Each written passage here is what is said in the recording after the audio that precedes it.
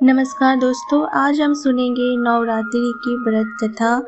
एक नगर में एक ब्राह्मण रहता था। वह माँ भगवती दुर्गा का परम भक्त था। उसकी एक कन्या थी। ब्राह्मण नियम पूर्वक प्रतिदिन दुर्गा जी की पूजा और यज्ञ किया करता था। ब्राह्मण की बेटी भी प्रतिदिन इस पूजा में भाग लिया करती थी। एक दिन उसकी बेटी खेलने में इतनी व्यस्त होने के कारण भगवती पूजा में शामिल नहीं हो सकी। यह देख उसके पिता को क्रोध आ गया और क्रोधवश उसके पिता ने कहा कि वह उसका विवाह किसी दरिद्र और कोढ़ी से कर देगा। पिता की बातें सुनकर बेटी को बहुत ही दुख हुआ और उसने पिता के द्वारा क्रोध में कही गई बात को स्वीकार कर ली। कई बार प्रयास करने से भी भाग्य का लिखा नहीं बदल सकता। अपनी बात के अनुसार उसके पिता ने अपनी कन्या का विवाह एक कोढ़ी के साथ कर दिया और अपने पति के साथ विवाह कर चली गई उसकी बेटी।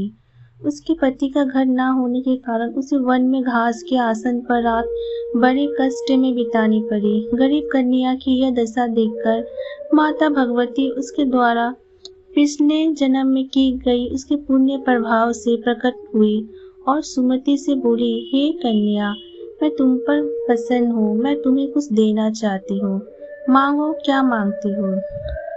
इस पर सुमति ने उनसे पूछा कि आप मेरी किस बात पर प्रसन्न हो? कन्या की यह बात सुनकर देवी कहने लगी, मैं तुम पर पूर्व जन्म के तुम्हारे पुण्य के प्रभाव से प्रसन्न हूँ। तुम पूर्व जन्म में भील की पतिव्रता स्त्री थी।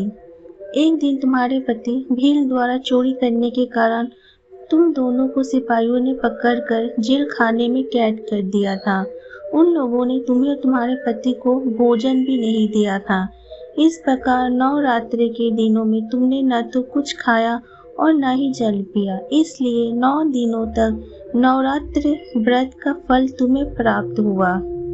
हे ब्राह्मणी, उन दिनों अनजाने में जो व्रत हुआ, उस व्रत के प्रभाव से प्रसन्न होकर आज मैं तुम्हें मनोवांछित वरदान दे रही हूँ। कन्या बोली कि अगर आप मुझ पर प्रसन्न है तो कृपा करके मेरे पति का कोढ़ दूर कर दीजिए। माता ने कन्या की यह इच्छा शीघ्र ही पूरी कर दी।